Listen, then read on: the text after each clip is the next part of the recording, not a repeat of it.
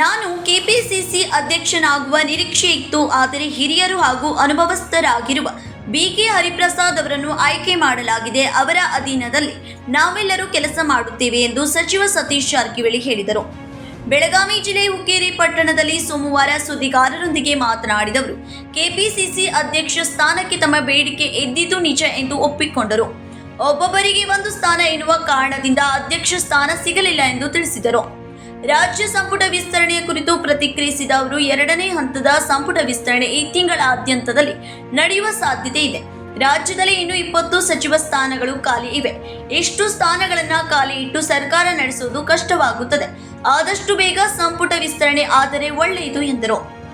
ಬೆಳಗಾವಿ ಜಿಲ್ಲೆಗೆ ಮತ್ತೊಂದು ಸಚಿವ ಸ್ಥಾನ ನೀಡಬೇಕೆಂದು ಒತ್ತಾಯಿಸಿದ ಸಚಿವರು, ಜಿಲ್ಲೆಯಲ್ಲಿ 5 ಜನ ಹಿರಿಯ ಶಾಸಕರಿದ್ದಾರೆ. ಹೈಕಮಾಂಡ್ ಅಳೆದು ತೂಗಿ ಸಚಿವ ಸ್ಥಾನ ನೀಡಲಿದೆ. ಬೆಳಗಾವಿಗೆ ಇನ್ನೂ ಒಂದು ಸಚಿವ ಸ್ಥಾನ ಸಿಗಲೇಬೇಕೆಂದು ಹೇಳಿದರು.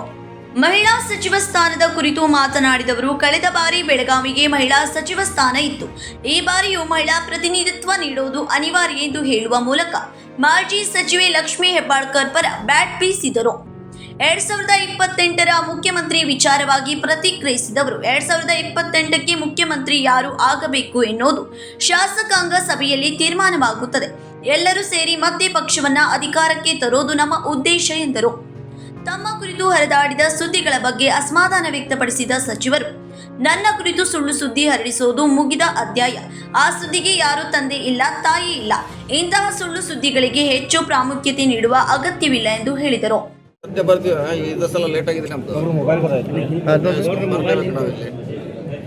ಇದು ಹೆಡ್ ಕ್ವಾರ್ಟರ್ ನಮ್ಮ ಕಾನ್ಸ್ಟಿಟ್ಯೂನ್ಸಿ ಇದು. ಅದರಲ್ಲಿ ವಿಶೇಷ ಏನಿಲ್ಲ. 10 ದಿವಸಕ್ಕೊಮ್ಮೆ ಬರ್ತೀವಿ, ಆ ರೀತಿ ಬಂದಿದ್ದೇವೆ. ನೋಡೋ ಗ್ಯಾಪ್ ಆಗಿತ್ತು 10 ತಿಂಗಳು. ಕಾರ್ಯಕರ್ತರ ಮತ್ತು ಸಾರ್ವಜನಿಕ ಅಹವಾಲುಗಳನ್ನು ಸ್ವೀಕಾರ ಮಾಡಲಿಕ್ಕೆ ಬಂದಿದ್ದೀವಿ. ಸರ್, ಕೆಪಿಸಿಸಿ ಅಧ್ಯಕ್ಷರಾಗ್ತೀರಿ ಅನ್ನೋ ನಿರೀಕ್ಷೆ ಇತ್ತು ಸರ್. ಇತ್ತು. ಈಗಾಗಲೇ ಹೇಳಿದ ಅದ್ರ ಬಗ್ಗೆ ಸ್ಪಷ್ಟೀಕರಣ ಕೊಟ್ಟಿದ್ದೀವಿ. ಈಗಾಗಲೇ ಒಬ್ಬರು ಹಿರಿಯರ ಅನುಭವಸ್ಥರಾಗಿದ್ದಾರೆ. ಅವರ ಅಂಡರ್ನಲ್ಲಿ ಕೆಲಸ ಮಾಡ್ತೀವಿ ಹರಿಪ್ರಸಾದ್ ಅವರ ನೇತೃತ್ವದಲ್ಲಿ.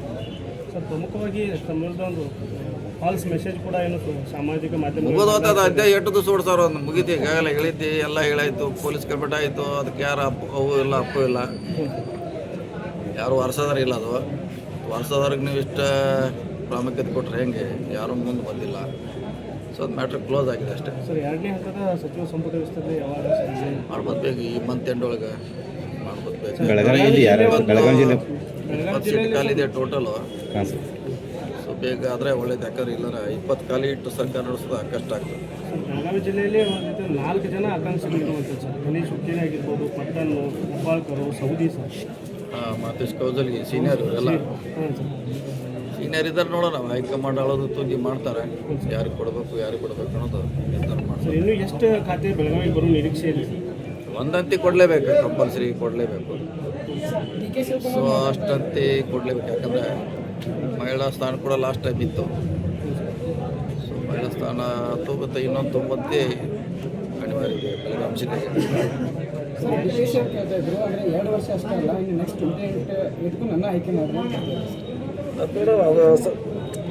ಶಾಸಕಾಂಗ ಸಭೆ ಹೈಕಮಾಂಡ್ ತೀರ್ಮಾನ ಮಾಡಬೇಕು. ನಮಗೆ ಎಲ್ಲರದು ಒಂದೇ ಉದ್ದೇಶ, ಮತ್ತೆ ನಮ್ಮ ಸರ್ಕಾರ 28ಕ್ಕೆ ಬರಬೇಕು. ಅಷ್ಟೇ ನಮ್ಮ ಉದ್ದೇಶ. ಆ ನಿಟ್ಟಿನಲ್ಲಿ ಕೆಲಸ ಮಾಡ್ತೀವಿ. 2028ಕ್ಕೆ ನಾನು ಕ್ಲೇಮ್ ಮಾಡ್ತೀನಿ ಅಂತ ಈಗಾಗಲೇ ಹೇಳಿದ್ರು ಸರ್. ನಾನೇ ಅದು ಹೇಳಿದಿಲ್ಲ. ಅದೆಲ್ಲ ಇನ್ನೂ ಹೈಕಮಾಂಡ್ ತೀರ್ಮಾನ ಮಾಡಬೇಕು. ಅದು ಆವಾಗ ವಿಚಾರ. ಈಗ 28 ನಾವು ಕೆಲಸನೆಲ್ಲ ಕೂಡಿ ಆವಾಗ ಅದ್ರ ಬಗ್ಗೆ ನೋಡೋಣ.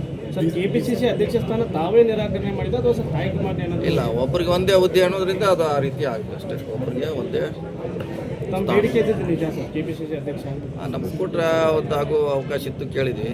ಆದರೆ ಒಂದೇ ಇರೋದ್ರಿಂದ ಅದು ಮಾಡಲಿಕ್ಕಾಗಿ. Thank you. Raji Remat, KMM Kannada news, Belagavi.